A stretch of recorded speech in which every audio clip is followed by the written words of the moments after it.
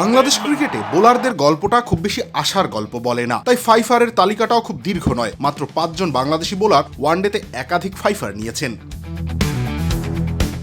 শুরুটা করেছিলেন আব্দুর রাজ্জাক। জিম্বাবুয়ের বিপক্ষে 5 উইকেট তুলে নিয়ে তিনি শুধু ম্যাচ জেতাননি, তৈরি করেছিলেন ইতিহাসের দরজা। এরপর অনেকটা সময় পেরিয়ে আসে নতুন এক ঝড়, মুস্তাফিজুর রহমান। 2015 সালে ভারতের বিপক্ষে তার সেই অবিশ্বাস্য পারফরমেন্স আজও বাংলাদেশের ক্রিকেটে এক মাইল ফলক হয়ে আছে। খুব অল্প সময় তিনি বুঝিয়ে দেন বড় মঞ্চে কিভাবে আলো কেড়ে নিতে হয়। এরপর সেই তালিকায় যোগ হয় সাকিব আল হাসানের নাম। 2019 বিশ্বকাপে আফগানিস্তানের বিপক্ষে 5 উইকেট নিয়ে তিনি নিজের দ্বিতীয় ফাইফার পূর্ণ করেন, যেখানে অভিজ্ঞতা আর দক্ষতা একসাথে মিশে গিয়েছিল। নতুন প্রজন্মের প্রতিনিধিত্ব করে আসেন তাসকিন আহমেদ। 2022 সালে দক্ষিণ আফ্রিকার মাটিতে তার ফাইফার যেন প্রমাণ করে বাংলাদেশি পেসাররাও এখন বিদেশের কঠিন উইকেটে দাপট দেখাতে জানেন।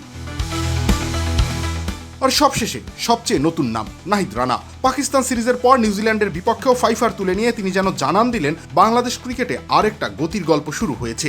সময়ের দিক থেকে এখানে সব থেকে এগিয়ে মুস্তাফিজ, মাত্র 2 ম্যাচেই 2 ফাইফার।